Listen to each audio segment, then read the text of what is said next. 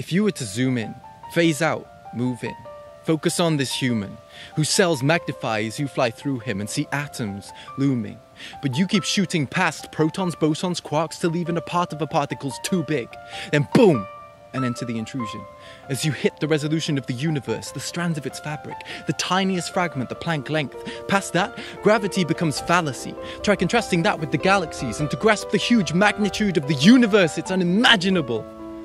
But let's try anyway. If that insane length was $1 bill, then to reach the wavelength of the smallest particles, quarks, that are so fundamental they don't have an inherent size, would be the current price you'd gain if you sold Mount Everest made out of gold. That is insane. If you applied the Midas touch to my mind, it'd be quite enough to buy a car to drive. And with the gluons and 3 quarks combined make a large hadron, those guys collide, a proton. And to magnify to that size would turn that Midas mountain into a diamond. My mind made of that could buy you an island. Let's wrap up from quarks and protons to atoms. Atoms, the fractions of matter, the ones that grant us our mass. And if that quark was counted every time you take a single breath, you'd aspire Midas mountains then until your death. And if that life was compressed into one lock of hair, then as we climb up the rest of these atomic stairs, then we'd pass DNA when we get to my red streak. And the size of our cells would equate to every hair on my head. See, if we took my head of hair that a cell represents, lifetimes of Midas Everest breaths, and then you would stretch it out to the skyline again and again, you'd find you'd circle round the earth 10 times before you meet me. And you, right here, the reach of a human, a meter or two. And if we were to choose one song to represent those horizons, an MP3 on our device, then to reach the size of the Earth, compared to like our size, that's a terabyte hard drive filled with our files. It seems immense. And if we compress that collection to one word to represent our world, then scaling coefficients from the planet to the solar system would let me reread the whole of Deathly Hallows. Awesome. And then to travel between stars as we take to the skies would be 10 times every word you'll ever say in your life.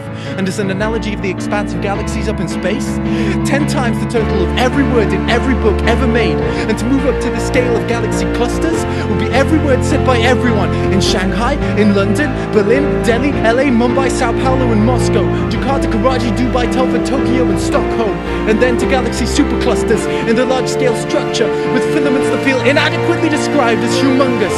Since if we stay with the scale of Earth as a word that equates to all the words everyone alive today will ever say, then finally we reach the biggest physical thing we can confirm, the indescribable size of the observable universe, which will be more than every word that every person has ever said, every word that was ever written, every word that was ever read. To summarize, every word that every person has ever said in their life, where each word implies enough MP3s to fill a terabyte hard drive, where each song is 10 times the number of drives to the horizon that it would take to ride around the world each time you set eyes on one, where each horizon is a head of hairs, and every hair there is the length of a lifetime, and each breath in that life is the price of Mount Everest made entirely by Midas, and that finally describes it. Oh, and it's increasing in size, so each time you listen to this song again, it'll be even more difficult to comprehend.